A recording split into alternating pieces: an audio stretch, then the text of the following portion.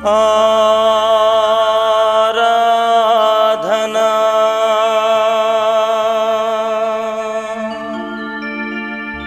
ఆలాపనా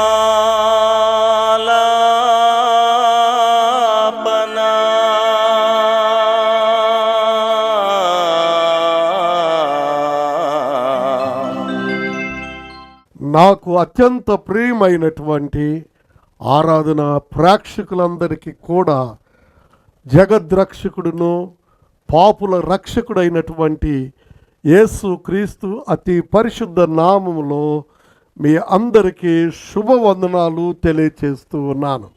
ఎలా ఉన్నారండి? దేవుని యొక్క మహా ఉచితమైన కృపను బట్టి మరొక వారం దేవుని వాక్య భాగం మీతో పంచుకోవడానికి దేవుడు అనుగ్రహించినటువంటి సమయాన్ని బట్టి నేను దేవుని నామాన్ని స్తుతిస్తూ ఘనపరుస్తూ ఉన్నాను. కొన్ని ఆర్థికపరమైనటువంటి కారణాల వల్ల నేను గత కొద్ది వారాలుగా పాత సందేశములు రిపీట్ చేయటం జరిగింది. ఎందుకంటే ఈ కార్యక్రమాలని సహకరించే వారు చాలా తక్కువ మంది ఉన్నప్పటికీ నా ప్రయాసను దేవుడు చూస్తూ ఉన్నాడని నేను గమనిస్తున్నాను. నేను తేవలసినటువంటి ఫైనాన్స్ కంపెనీలన్నీ కూడా ఈ కార్యక్రమాలకి నాకు సహాయం చేసి ఆ ఫైనాన్స్ ద్వారా నేను ఈ కార్యక్రమాలని నడిపిస్తూ ఉన్నాను.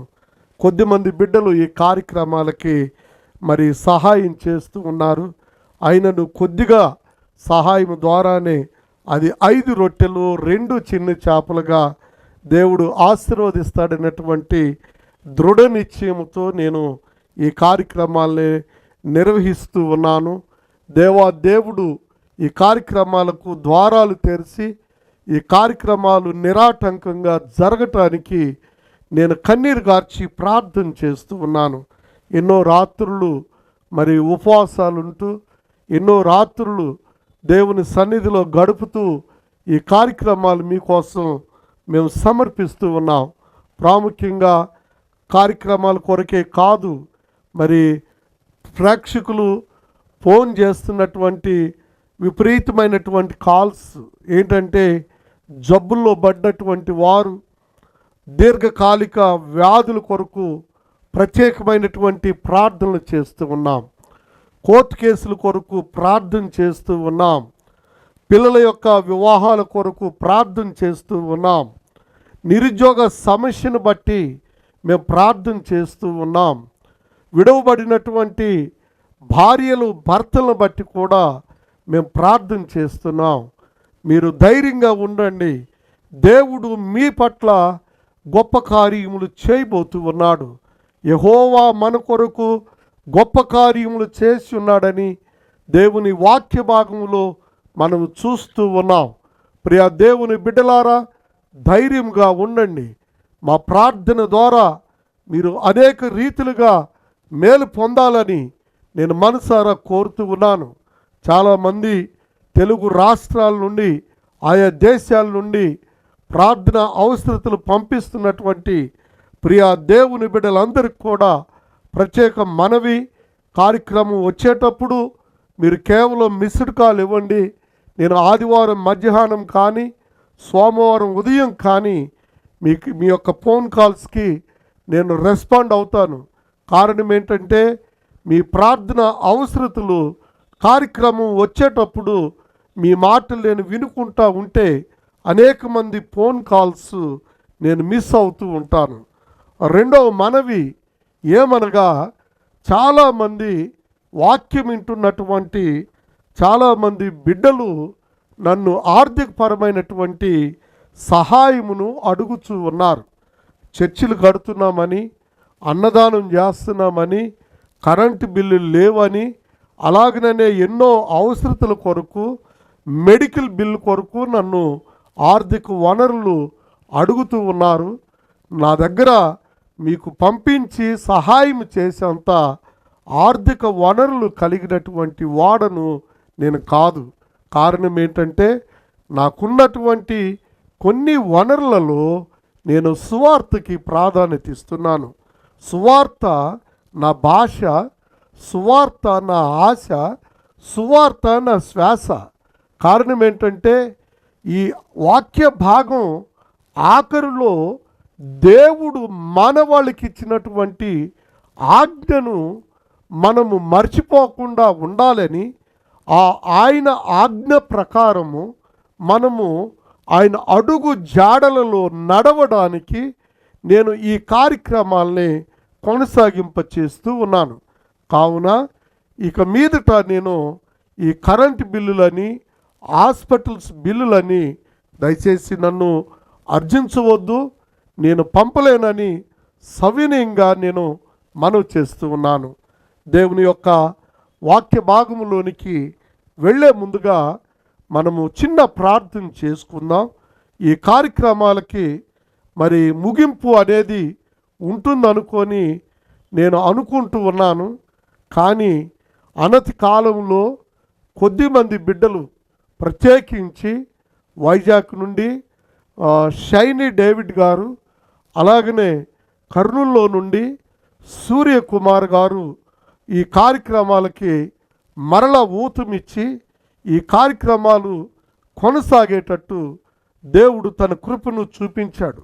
దేవుడు వారి కుటుంబాలని నిండారుగా దీవించాలని నేను మనవి చేస్తూ ఉన్నాను. ప్రార్థన చేసుకుందాం. ప్రియా దేవుని బిడ్డలారా, తలలు వంచండి, కళ్ళు మూసుకొని ప్రార్థనలో ఏకీభవించవలసిందిగా నేను మనవి చేస్తూ ఉన్నాను. ప్రియ పరలోకపు తండ్రి, మా జీవాధిపతి, నీకు స్తోత్రం. నాయన, వేల్పులలో నీ వంటి వాడు ఎవరు లేరని నిన్ను ఆశ్రయించాం. నీ భక్తిని ఆశ్రయించక, నీ శక్తిని ఆశ్రయించి నాయన మీ సన్నిధికి వస్తూ ఉన్నాం. నీ గొప్ప కార్యములు మా పట్ల జరిగించండి. మా అపవిత్రమైన జీవితాల నుండి పరిశుద్ధుడు అయిన నిన్ను, పరిశుద్ధమైన నీ నామమును పరిశుద్ధ యాజక సమూహములో చేర్చబడి నీ నామాన్ని స్తుతించే భాగ్యం దయచేయండి. వాక్యమినుచున్నటువంటి నీ బిడ్డలను మీరు ప్రత్యేకించి జ్ఞాపకం చేసుకోమని, వినగల చెవులు, గ్రహించగల హృదయాన్ని బిడ్డలకు అనుగ్రహించి నడిపించుమని యేసు దివ్య నామును బట్టి అడిగి స్తోత్రించి ప్రార్థించి వేడుకుంటున్నాం పరమ తండ్రి, ఆమెన్. ప్రియా దేవుని బిడ్డలారా, దేవుని యొక్క వాక్య భాగముల నుండి యెషయా గ్రంథము 6వ అధ్యాయము 5వ వచన భాగాన్ని మనము ధ్యానం చేసుకుందాం. యెషయా గ్రంథము 6వ అధ్యాయము 5వ వచన భాగాన్ని మనము ధ్యానం చేసుకుందాం. ఈ యొక్క వాక్య భాగాన్ని మనం చదువుతూ ఉంటున్నప్పుడు యెషయా ప్రవక్త వ్రాసినటువంటి 66 అధ్యాయాలు 2 భాగములుగా విభజింపబడుతూ ఉన్నాయి. అందులో మొదటి భాగము యెషయా గ్రంథం 1వ అధ్యాయము మరి 29 లేక 39 ఈ యొక్క భాగము, అలాగనే ఆ భాగము నుండి ఆఖరి వరకు 2వ భాగముగా ఈ యొక్క యెషయా గ్రంథం విభజించబడ్డది. ప్రియా దేవుని బిడ్డలారా, దయచేసి గమనించండి. యెషయా అనేటువంటి నామమునకు అర్థము యెహోవా రక్షణని అర్థం. అయితే ప్రియులారా గమనించండి, మరి రాజు అయినటువంటి ఆ మహారాజు మరణించిన తర్వాత ఈ యెషయా దేవుని యొక్క మందిరములో ప్రవేశించి దేవుని యొక్క దర్శనము కొరకు ఈయన కనిపెట్టుకొనుచున్నాడు. ప్రియ దేవుని బిడ్డలారా, ఈ యెషయా దేవుని మందిరములో దేవుని యొక్క దర్శనమునకు కనిపెట్టుచు ఉన్న సమయమందు దేవుని యొక్క దర్శనాన్ని అతడు చూడగలిగాడు. ఆ దర్శనం ఏంటంటే, ప్రభువు సింహాసనాసీనుడిగా ఉండటము గమనించాడు. రెండవది, ప్రభువు పరిశుద్ధుడు అని గమనించాడు. మూడవదిగా, ఈ పరిశుద్ధ దేవుని యొక్క దర్శనము చూసినప్పుడు ఇతడు తాను అపవిత్రుడని గమనించాడు. ప్రియ స్నేహితులారా, దేవుని యొక్క దర్శనము ఎక్కడ ఉన్నదో, దేవుడు ఎక్కడ ఉన్నాడో అక్కడ ప్రజలు వర్ధిల్లుతారు. దేవుని యొక్క దర్శనము ఎక్కడ లేదో వారు శోధనల చేత, వ్యాధుల చేత, బాధల చేత కొట్టుమిట్లాడతారు. అంటే వారు దేవునిని వెదకటములో విఫలులు అయ్యారు అని అర్థం. కాబట్టి మనము దేవునిని వెదకటము నేర్చుకోవాలి. రెండవది, దేవుని దర్శనము పొందే వరకు ఆయన వెతకాలి. మూడవది, దేవుని యొక్క దర్శనము పొందే వరకు మనము దేవుణ్ణి ప్రార్థన చేయాలి. అంటే దేవుని యొక్క దర్శనం ఎక్కడ మనకు కలుగుతుందంటే, యెషయా దేవుని యొక్క మందిరములో దర్శనాన్ని పొందాడు. రెండవదిగా, మోషే మండుచున్నటువంటి అగ్ని పొదలో ఆ యొక్క దేవుని దర్శనాన్ని పొందాడు. చాలామంది మరి పౌలు కూడా దమస్కు మార్గములో దేవుని యొక్క దర్శనాన్ని పొందాడు. మరి నీవు దేవుణ్ణి వెతుకుచు, దేవుణ్ణి ప్రార్థిస్తూ, దేవుని యొక్క సన్నిధికి వస్తూ ఎక్కడ ఆయన దర్శనాన్ని పొందుచూ ఉన్నావు, ఎప్పుడు పొందుచూ ఉన్నావు? ఈ ప్రశ్న దేవుడు ఈ వాక్యము ద్వారా నిన్ను ప్రశ్నిస్తూ ఉన్నాడు. ప్రియ దేవుని బిడ్డలారా, దయచేసి గమనించండి. యెషయా జీవితంలో దేవుని దర్శనాన్ని పొందినప్పుడు ఆయన గమనించింది, ప్రభువు సింహాసనాసీనుడై ఉండటం, అలాగనే ఆయన చుట్టూ మరి దేవుని యొక్క దూతలు మరి కనబడటం, ఆ దూతలు 6 రెక్కలు కలిగి ఉండటం, ఆ 2 రెక్కలు మరి వాటి ముఖమును కప్పుకొనుసు, 2 రెక్కలు కాళ్లను కప్పుకొనుసు, 2 రెక్కల ద్వారా ఎగురుచు ఆ యొక్క దర్శనములో దేవాతి దేవుడు పరిశుద్ధుడు, పరిశుద్ధుడు, పరిశుద్ధుడు అని గాన ప్రతిగానములు చేస్తూ ఉన్నారు. ప్రియ దేవుని బిడ్డలారా, ఇంత గొప్ప అనుభూతిని యెషయా భక్తుడు చూడగలిగాడు. ప్రియ దేవుని బిడ్డలారా, దేవుని దర్శనం, దేవుని మాట, దేవుని యొక్క ఆజ్ఞ, దేవుని యొక్క కృప నీ మీద ఉంటే ఆ దేవుని దర్శనం ఈ సమయమే నీ ఇల్లు, నీ కుటుంబాన్ని, నీ ఉద్యోగాన్ని, నీ నిరుద్యోగ సమస్యను దర్శించి నీలో ఉన్నటువంటి అపవిత్రతను తీసివేసి నీ పట్ల గొప్ప కార్యమును ఆయన చేయబోతూ ఉన్నాడు. ప్రియ దేవుని బిడ్డలారా, ఈరోజు దేవుని యొక్క వాక్య భాగములో నుండి 3 విషయాలు మనము ధ్యానం చేయబోతూ ఉన్నాం. మొట్టమొదటిగా దేవుని యొక్క నూతన దర్శనం, రెండవదిగా దేవుని యొక్క పరిశుద్ధ నూతన శుద్ధి, మూడవదిగా దేవుని యొక్క నూతన ఆజ్ఞను గూర్చి దేవుని వాక్యము ధ్యానం చేయబోతున్నాం. ప్రియ దేవుని బిడ్డలారా, ఈ సమయమందు దేవుని వాక్య భాగములో నుండి నూతన దర్శనాన్ని గూర్చి మనం మాట్లాడుకుందాం. 1 యోహాను పత్రిక 4వ అధ్యాయము 12వ వచన భాగాన్ని మనం చూసినట్లయితే దేవుడి వాక్యము ఈ విధంగా సెలవిస్తూ ఉన్నది. అదేమంటే, ఏ నరుడును దేవుణ్ణి చూడలేదు, చూడనేరడు అని దేవుని వాక్య భాగము సెలవిస్తుంది. మరెందుకు దేవుని దర్శనం అని అంటూ ఉన్నారేమో.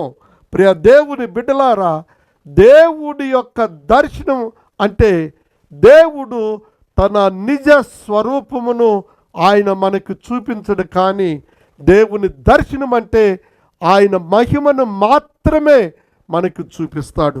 మోషే లాంటి గొప్ప నాయకుడు కూడా ఎన్నో అనుభవాలు దేవునితో ఉన్నప్పటికీ నిన్ను నేను చూడాలి అని అంటే, నీవు నన్ను చూడలేవు, నువ్వు చూడజాలవు, నా ముఖము దేదీప్యమైనటువంటి కాంతి పుంజములతో ఉంటుంది కాబట్టి నేను వెళ్ళుచూ ఉంటుండగా నా వెనుకున్నటువంటి ఆ బండలో నుండి నీవు నన్ను చూడగలవన్నాడు.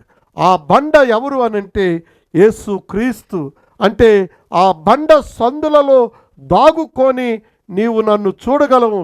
ఆ బండ సందులంటే యేసు క్రీస్తు యొక్క శరీర సంబంధమైన గాయములు, అనగా నీ నా పాపముల కొరకు చిందించబడిన ఆ రక్తము, ఆ గాయములలో మనము శుద్ధీకరించబడి, ఆ రక్తము ద్వారా శుద్ధీకరించబడితే ఆ పరిశుద్ధత ద్వారా ఆయన మహిమను మనము చూడగలం. ప్రియ దేవుని బిడ్డలారా, మేము దేవుని చూశామని సంకలు కొట్టుకునే భక్తులకి బైబిల్ సెలవిస్తుంది ఏంటంటే, ఏ నరుడును దేవుణ్ణి చూడలేడు, చూడనేరడు అని దేవుని వాక్యము సెలవిస్తుంది. అయితే యెషయా చూసినటువంటి ఆ దర్శనములో దేవుని యొక్క మహిమ ఆ మందిరమును కప్పి ఉన్నదని దేవుని వాక్యము సెలవిస్తుంది. ప్రియ దేవుని బిడ్డలారా, ఈ యెషయా చూసినటువంటి ఈ దర్శనాన్ని బట్టి యెషయాకు కలిగినటువంటి విషయాలేంటో తెలుసా? మొట్టమొదటిగా ఆయన ఈ యొక్క దర్శనాన్ని చూసి నేను అపవిత్రుడను అన్నాడు. ఏమనుకున్నాడండి? అపవిత్రుడను. రెండవదిగా, నేను అపవిత్రమైన జనముల మధ్య జీవించువాడు అన్నాడు. మూడవదిగా, నేను అపవిత్రమైన పెదవులు గలవాడను అన్నాడు. నాలుగవదిగా, నేను నశించి తిని అని అన్నాడు. ప్రియ దేవుని బిడ్డలారా, ఈ 4 విషయాలు మనం ధ్యానం చేసిన ఎడల ఫస్ట్ ఆఫ్ ఆల్ మనం గమనించింది ఏంటంటే, మానవులమైన మనము అపవిత్రమైన జీవితంతో జీవిస్తూ ఉన్నాం. ఈ అపవిత్రమైన జీవితాన్ని కొనసాగించకూడదు. ఈ అపవిత్రమైనటువంటి జీవితానికి మనము స్వస్తి పలకాలి. రెండవదిగా ఆయన ఏమన్నాడంటే, నేను అపవిత్రమైనటువంటి పెదవులు గలవాడను. మానవుడు తన జీవితంలో ప్రాముఖ్యంగా 3 విధాలుగా పాపం చేస్తాడు. ఒకటి హృదయ తలంపులు, రెండవది నోటి మాటలు, మూడవది కంటి చూపుల ద్వారా ప్రాముఖ్యంగా పాపం చేస్తారు. ఈ 3 పాపములు మనిషిని అపవిత్రపరుస్తూ ఉన్నాయి. అయితే ఈ పాపము ద్వారా మనుష్యుడు పట్టబడి అనేక సమస్యలతో కొట్టబడి అనేకమైనటువంటి ఇబ్బందులకు గురయ్యి నెమ్మది సమాధానము లేక ఈ లోకంలో కొట్టుమిట్టులాడుతూ ఉన్నాడు. అందుకని వాక్యం వింటున్న నా ప్రియ దేవుని బిడ్డలారా, నీ పాపము నిన్ను పట్టుకునే దినం ఇది. నీ పాపము నువ్వు ఒప్పుకునే దినం. నీ పాపాన్ని నువ్వు ఒప్పుకోపోతే ఈరోజు నువ్వేమైపోతావో నీకు తెలుసా? ఒకసారి ఆలోచన చేస్తూ ఉన్నావా? యెషయా దేవుని దర్శనం కలగ్గానే, నేను అపవిత్రుడను, అపవిత్రమైనటువంటి పెదవులు గలవాడును, అపవిత్రమైనటువంటి జనుల మధ్య నేను జీవిస్తున్నాను, నేను నశించిపోతున్నానయ్యా, నేను నశించిపోతున్నాను, నేను నశించాను, నేను పాడైపోయాను, నా ఇబ్బందులు ఎవరికి చెప్పుకోలేకపోతున్నా. ఇదే నీ సమస్య అయితే యేసయ్య నీతో మాట్లాడుతూ ఉన్నాడు. ప్రియ దేవుని బిడ్డలారా, అపవిత్రమైనటువంటి జనాలతో సహవాసం, అపవిత్రమైన కార్యములు చేసి సమస్తాన్ని పోగొట్టుకున్న ఆ యొక్క తప్పిపోయిన కుమారుడి వలె నీవున్నట్లయితే ఈ వాక్యము ద్వారా నా ప్రభు అయిన యేసును నీవు అంగీకరించిన ఎడలా నీవు నశించిపోతున్నటువంటి నీకు ఆ దేవుడు ఆసరాగా నిలవబోతూ ఉన్నాడు. కాబట్టి దేవుని యొక్క దర్శనము నిన్ను దర్శించినప్పుడు నీవు పరిశుద్ధుడుగాను నీతిమంతులుగాను తీర్చబడుతూ ఉన్నావు. రెండవదిగా, దేవుని వాక్య భాగాన్ని మనం గమనించినట్లయితే, దేవుని మాటల్ని మనం గమనిస్తూ ఉంటున్నప్పుడు, ప్రియ దేవుని బిడ్డలారా, దేవుని మాటలు మనము గమనించినప్పుడు దయచేసి చూడండి, నూతనమైనటువంటి శుద్ధి మనకి జరగాలి. నూతనమైనటువంటి శుద్ధి మనకు జరగాలి. యెషయా గ్రంథము 6వ అధ్యాయము 5వ వచనాన్ని మనం చదివినట్లయితే అక్కడ ఏమంటున్నాడనంటే యెషయా గ్రంథము 1వ అధ్యాయము 16వ వచనంలో మీ యొక్క పాపములను కడుగుకొనుడి, శుద్ధి చేసుకొనుడి, అలాగుననే మీ దుష్క్రియలను విడిచిపెట్టండి అని యెషయా గ్రంథం 1వ అధ్యాయము 16వ వచన భాగంలో మనం చూస్తాం. ప్రియ దేవుని బిడ్డలారా, మనకున్నదంతా కూడా దోషము, అపరాధములు, పాపములు, అలాగనే దురాచారముల చేత మనము పట్టబడి ఉన్నాం. కాబట్టి ఈ నూతనమైనటువంటి శుద్ధి ఎలా జరుగుతుంది అనంటే యెషయాకు ఒక ప్రత్యేకమైన రీతిలో యెషయా యొక్క పెదవులు కాల్చబడ్డాయి. దేవుని యొక్క దూత ఒక నిప్పుతో ఉన్నటువంటి కారును తీసుకొచ్చి యెషయా పెదవులకు తగిలించగానే ఆ పెదవులు పవిత్రమైనవి. ప్రియ దేవుని బిడ్డలారా, ఈ పవిత్రమైనటువంటి ఆ నిప్పులతో కూడినటువంటి ఈ కారు దేవుని వాక్యమునకు సాదృశ్యము. వాక్యము ఎవరో దేవుని దూత వచ్చి నీ పెదవులను మరి కాల్చబడే కాదు, కానీ ఈ వాక్యము ద్వారా దేవుడు నీ పెదవులను కాలుస్తూ ఉన్నాడు. నీవు పరిశుద్ధతకు తావిస్తే ఆయన అంటూ ఉన్నాడు. దేవుని వాక్యాన్ని మీరు గమనించండి. ఇక్కడ దూతలలో ఒకడు వచ్చి మరి ఆ యెషయా పెదవులను కాల్చిన వెంటనే నేను పవిత్రుడైపోయాను అని అన్నాడు. ఇలా పవిత్రులు అయిపోయిన వెంటనే దేవుడు తన యొక్క పనిని తన ప్రజలకు అప్పచెబుతూ ఉన్నాడు. ఆ పని ఏంటంటే, దేవుని వాక్యములో మీరు గమనించండి. దేవుని మాటలు వినుచున్న ప్రియ దేవుని బిడ్డలారా, ఆ యొక్క నూతనమైనటువంటి శుద్ధి నీకు ఎప్పుడైతే కలుగుతూ ఉన్నదో, ఆ పరిశుద్ధత ద్వారా పరిశుద్ధ కార్యములను నువ్వు జరిగించాలి. ఆ కార్యములు ఏంటంటే దేవుని మందిరానికి వెళ్ళుట, దేవుని యొక్క బల్లలో చేతులు వేయుట, అలాగుననే దేవుని వాక్యమును చదువుట, ప్రార్థించుట, సహవాసమందును రొట్టె విరుచుటి అందును ఎడతెగక ఉండుట. అందుకని ఇలా ఉంటున్నటువంటి ఆదిమ క్రైస్తవ సంఘానికి దేవుడు ఒక ఆజ్ఞను ఇచ్చాడు. ఆ ఆజ్ఞను పాత నిబంధన గ్రంథములో తన భక్తులందరికీ ఇచ్చాడు. యెషయాతో కూడా ఒక ఆజ్ఞ ఇచ్చాడు. అదేంటంటే, నా కోసం ఎవరు వెళ్తారు అనంటే, ప్రభువా నేనున్నాను, నన్ను పంపయ్యా, నేనున్నాను, నన్ను పంపు, నశించుచున్న మనుషుల యొద్దకు నేను వెళ్ళుచూ ఉన్నాను, నన్ను పంపించయ్యా, ఇదిగో నేనున్నాను అని నువ్వు ఒప్పుకుంటే ఆయన నీకు ఒక ఆజ్ఞ ఇవ్వబోతున్నాడు. ఆయన నీకు ఒక సహాయం చేయబోతున్నాడు. ప్రభువా నా స్థితిని, నా గతిని, నా మతిని మార్చి నీ ప్రజల కోసం నన్ను పంపించయ్యా.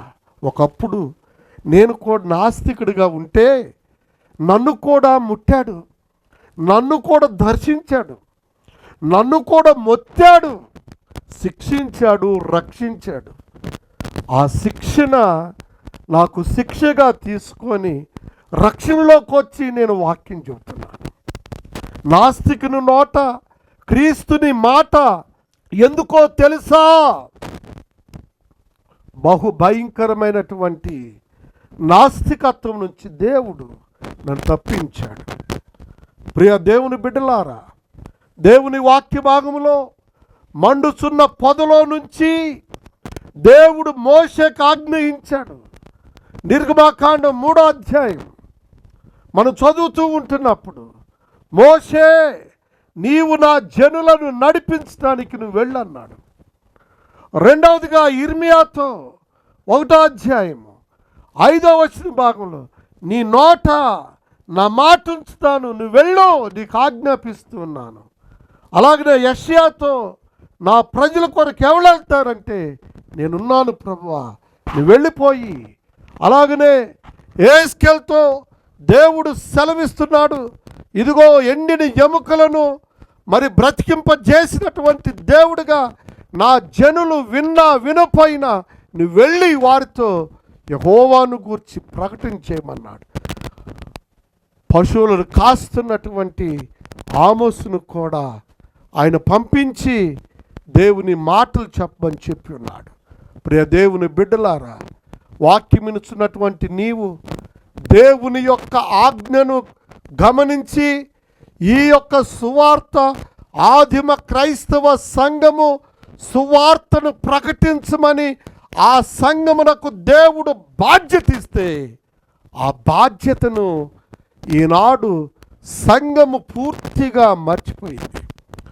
ఆ నూతన ఆజ్ఞను మర్చిపోయి సువార్తను ప్రకటిస్తున్న బిడ్డలకు శ్రమలు వస్తే ధనికులైనటువంటి వారు నిమ్మకు నీరెత్తినట్లుగా కూర్చొని సోఫాల మీద కూర్చొని కుర్చీల మీద కూర్చొని విలాసవంతమైన జీవితాలకు అలవాటైపోయి ఆ సువార్త ప్రకటన చేసే బాధ్యత నాది కాదు, సేవకులదంటూ ఈనాడు దేవుని చేత దీవించబడిన ప్రతి ఒక్క వ్యక్తి కూడా ఈ సువార్తను గూర్చి ఏ మాత్రము కూడా భారము లేకుండా జీవిస్తూ ఉన్నారు. దేవుడు నీకు ఆజ్ఞాపిస్తూ ఉన్నాడు. దేవుడు నీతో మాట్లాడుతూ ఉన్నాడు. దేవుడు నీతో మాట్లాడుతున్నాడు. ప్రియ దేవుని జనాంగమా, దీవించబడిన జనాంగమా, ఆశీర్వదించబడిన జనాంగమా, దేవుని ఆజ్ఞను తీసుకొని సువార్తను ప్రకటన చేయడానికి నీ పనేంటి, నీ పాత్ర ఏంటి? ఒక్కసారి ఆలోచన చేస్తే రాకడ సమయం చాలా దగ్గరగా ఉన్నది. నా రాకడ కాదు, దేవుని యొక్క యేసు క్రీస్తు యొక్క రాకడ బహు సమీపంగా ఉన్నది. కాబట్టి ఆ రాకడ సమయంలో ఎన్నో కరువులు వస్తున్నాయి, యుద్ధాలు. అలాగనే ఈ రాకడకు నువ్వు సిద్ధపడి నీ యొక్క ఇంట్లో ఉన్న వారిని వారి రక్షణ కొరకు నువ్వు ప్రార్థన చేయి. నీ రాష్ట్రం కొరకు, నీ పట్టణం కొరకు, నీ నగరం కొరకు, నీ గ్రామం కొరకు, నీ మండలం కొరకు నువ్వు ప్రార్థన చేసి సువార్తకు వెళ్ళలేకపోతే వెళ్ళేవారిని పంపించు. నువ్వేమిచ్చి పంపిస్తావో, ప్రార్థన చేసి పంపిస్తావో, లేకపోతే నీకున్న ధనం ఇచ్చి పంపిస్తావో, లేకపోతే నీకున్నటువంటి వనరులు ఏదైనా ఇచ్చి సువార్త ప్రకటనకు తోడ్పాటు ఇవ్వండి. ఆశీర్వదించబడిన వారు, అప్పులో ఉన్నవారు ఈ పనులు చేయలేకపోవచ్చు. అత్యధికంగా దీవించబడి ఆశీర్వదించబడిన వారు దేవుని కార్యక్రమాలు యెషయాకు దేవుడిచ్చాడు, మోషేకు దేవుడిచ్చాడు, గిద్యోనుకు దేవుడిచ్చాడు. వెళ్ళు వెళ్ళు, నువ్వు వెళ్ళి ప్రకటించే. అందుకని నా దగ్గర ఏమీ లేకపోయినా ప్రభు పని కొరకు నేను ఎంతగానో పరిగెడుతూ ఉంటాను. దేవుడు ఆశీర్వదించాలని, నేను మిమ్మల్ని కూడా దీవించాలని నేను ఈ ప్రకటన చేస్తూ ఉన్నాను. ప్రియ దేవుని బిడ్డలారా, దేవుని యొక్క దర్శనాన్ని పొంది, దేవుని యొక్క పరిశుద్ధత పొందుకొని, దేవుని యొక్క ఆజ్ఞను తీసుకొని నశించు ఆత్మల పట్ల గొప్ప భారమును కలిగి మనం ఆ ప్రభు యొక్క పనిని కొనసాగింపజేసుకోవాలి. ఆ ప్రభు నీతో నాతో మాట్లాడుతున్నాడు.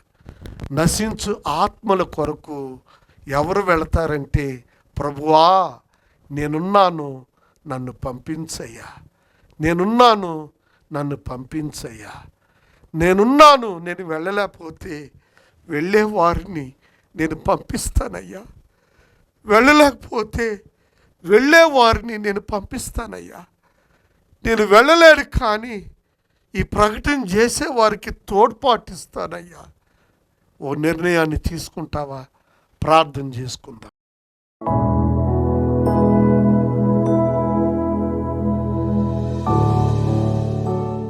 ప్రేమ నమ్మకం కలిగిన పరమ తండ్రి, నీ వందనాలు స్తోత్రాలు చెల్లిస్తూ ఉన్నా. ఈ రక్షణ సువార్త వినుచున్న బిడ్డల్లో ఆయన కార్యాలు జరిగించండి.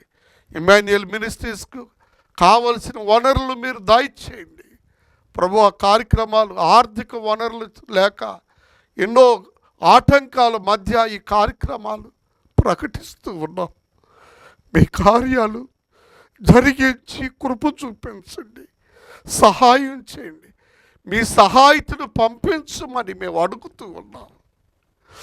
వాక్యము విన్న బిడ్డలతో మీరు మాట్లాడండి ప్రభువా. వారి హృదయాల్లో, వారి కుటుంబాల్లో, వారి జీవితాల్లో నిజమైనటువంటి క్రిస్మస్ అనుభవాన్ని వారికి దయచేయండి. కృప చూపించయ్యా, సహాయం చేయమని యేసుక్రీస్తు ఉన్నతమైన నామమును బట్టి స్తుతించి ప్రార్థించి వేడుకుంటున్నాం పరమ తండ్రి. ఆమెన్.